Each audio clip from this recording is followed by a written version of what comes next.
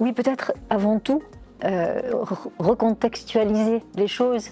Nous sortons d'une période importante et grave qui était celle donc de la crise sanitaire, de la crise du Covid. Nous sommes dans une période post-Covid avec beaucoup de conséquences, et ces conséquences, elles touchent à la fois au niveau du sanitaire, du social et bien évidemment de l'environnement.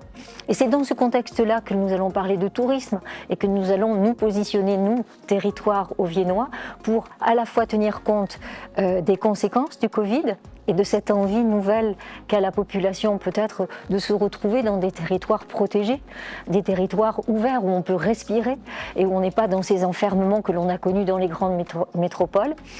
Environnemental parce que aussi c'est une terre qui a eu dans ses valeurs et depuis toujours la volonté de protéger son territoire. C'est d'ailleurs parfois en termes de tourisme un petit écueil.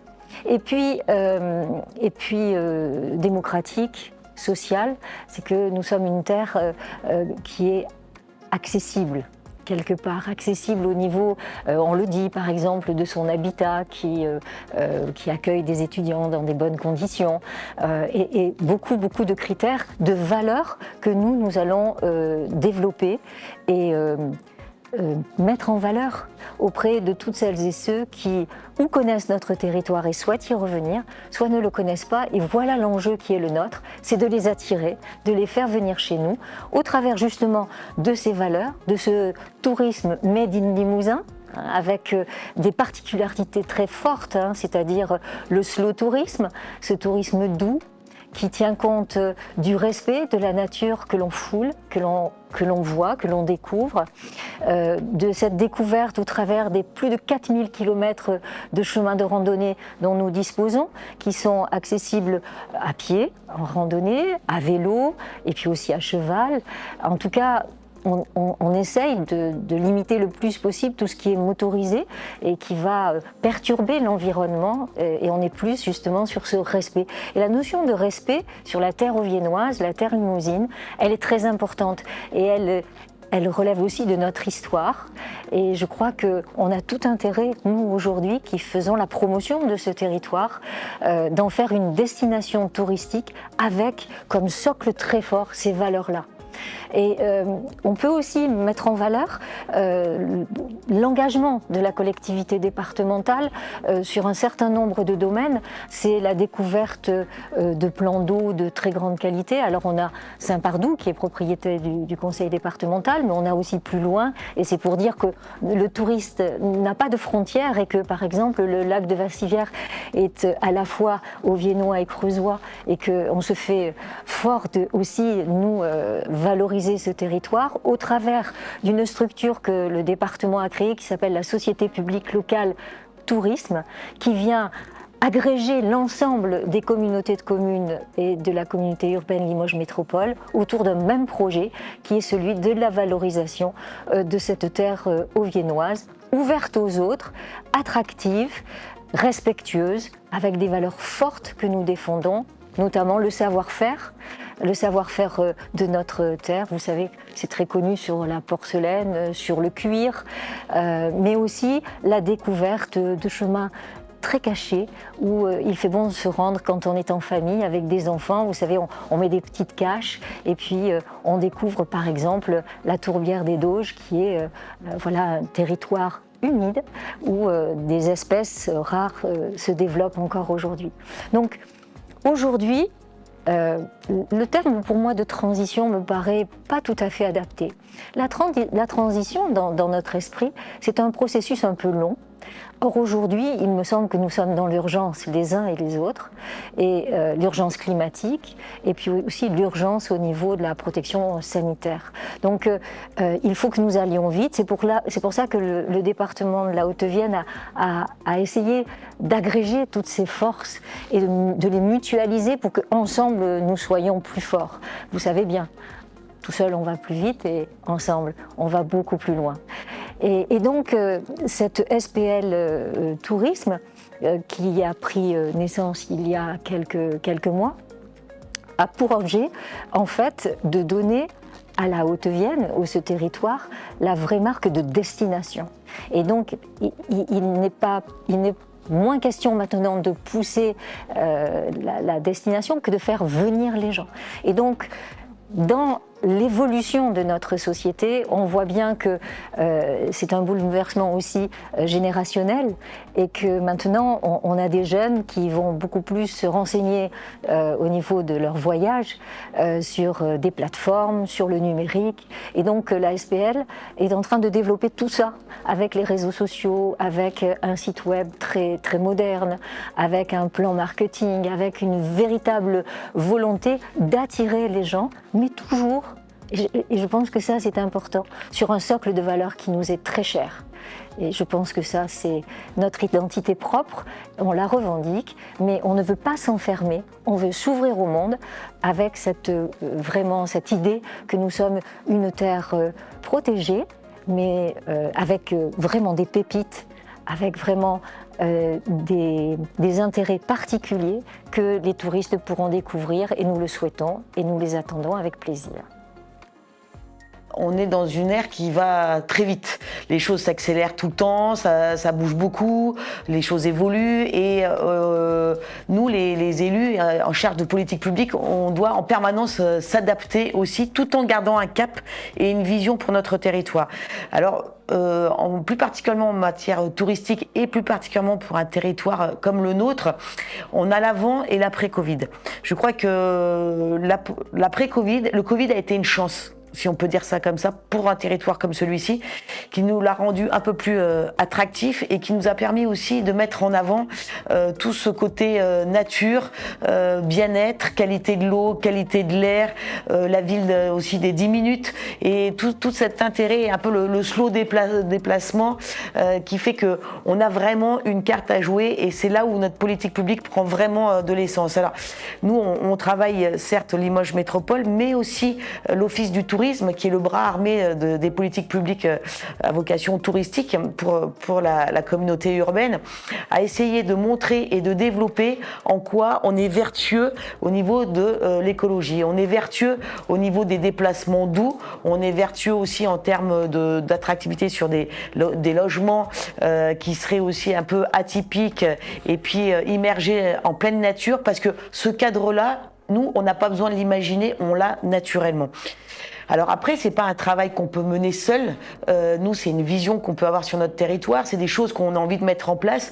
Mais en matière touristique, on doit travailler et on doit être vraiment sur la même longueur d'onde et embarquer avec nous les socio-professionnels qui sont en fait ceux qui reçoivent les touristes et les passagers sur le territoire. Quand vous arrivez dans une destination, qui vous allez voir en premier, donc vous pouvez arriver dans la plus belle gare de France, et ensuite aller dans un restaurant, un hôtel. Et c'est là où ça va prendre vraiment du sens et où les gens vont vivre vraiment cette expérience d'un territoire qui se veut le plus vertueux possible et qui a déjà le cadre naturel pour ça.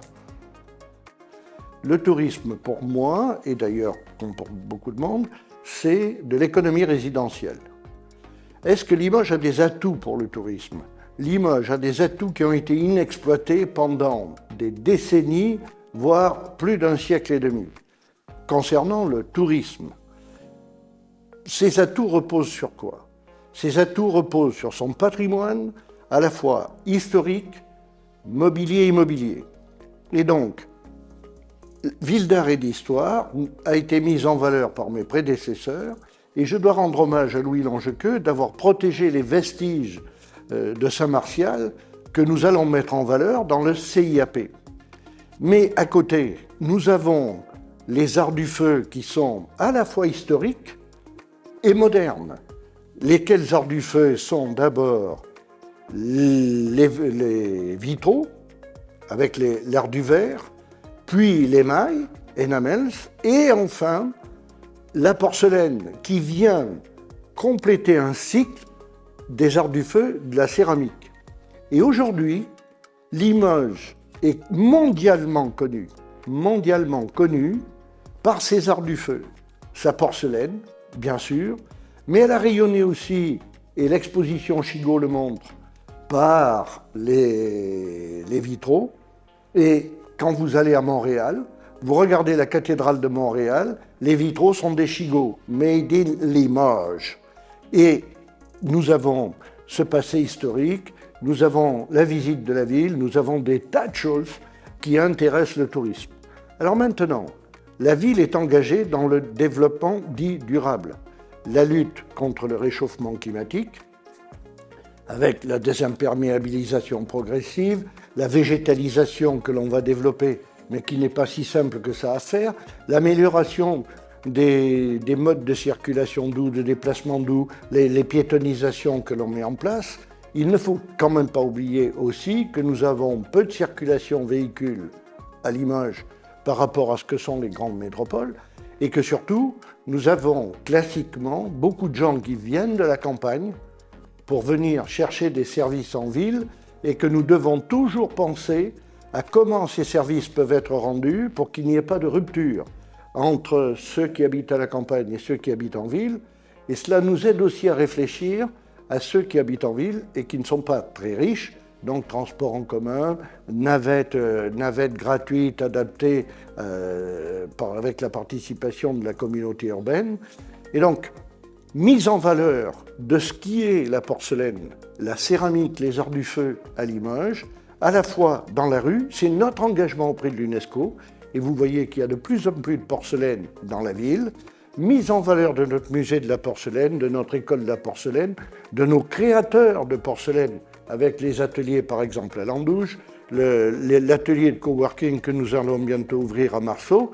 Et donc, il y a tout un écosystème. La mise en valeur et le soutien qui a été apporté à l'émail avec une exposition qui a été extraordinaire sur le plan local et qui a amené des gens du monde entier avec une répercussion mondiale. Faire envie aux gens de venir visiter sans que nous polluions la planète et sans que nous abîmions la ville. Et regardez, les gens sont enchantés de faire une promenade en bord de Vienne, les gens sont enchantés de prendre le tuk-tuk électrique, de se déplacer en véhicule électrique au sein de la ville, en navette électrique, en transport en commun électrique. Eh bien oui, nous sommes une ville du futur que nous développons pour être le plus économe en énergie et la moins productive en source de chaleur et de pollution.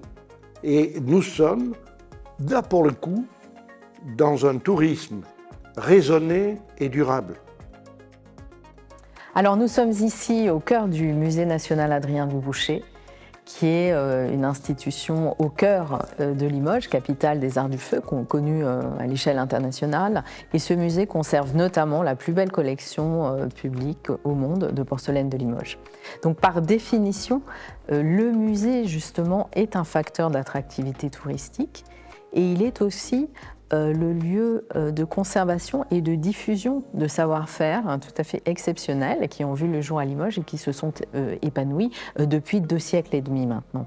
Il s'agit d'un musée et d'un patrimoine qui ne sont pas délocalisables. Et justement, le musée est engagé dans ces démarches puisque précisément, il contribue à diffuser des connaissances, à faire connaître ces métiers qui sont pour certains de véritables métiers d'art, qui font que la porcelaine de Limoges est connue dans le monde entier.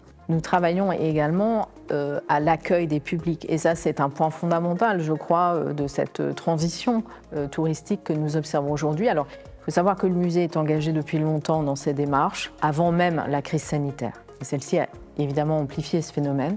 Nous sommes ouverts à tous les publics. D'ailleurs, nous accueillons près de 25% de visiteurs étrangers, ce qui montre aussi l'attractivité du musée. Mais nous sommes ouverts à un très large public. Nous faisons en quelque sorte l'interface entre les artistes, les créateurs, les entreprises dans le domaine de la table, des arts de la table, les entreprises dans le domaine des nouvelles technologies.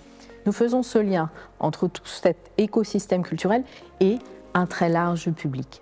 Et ça, c'est vraiment important de le souligner. Dans notre politique de diffusion, mais aussi commerciale, puisque nous avons une boutique, nous mettons à l'honneur les productions en porcelaine de Limoges, notamment celles qui sont labellisées avec le label Indication géographique porcelaine de Limoges. Et le dernier point de cette transition, c'est naturellement les démarches que nous conduisons pour contribuer à réduire notre empreinte carbone. Donc nous travaillons sur l'éclairage, sur le chauffage et d'une façon plus générale sur le bâtiment. Nous avons la chance extraordinaire d'être dans un bâtiment historique, ce qui implique justement de le faire évoluer dans le respect évidemment de ce patrimoine exceptionnel, mais aussi au regard de ce changement climatique qui nous oblige à repenser nos façons de travailler.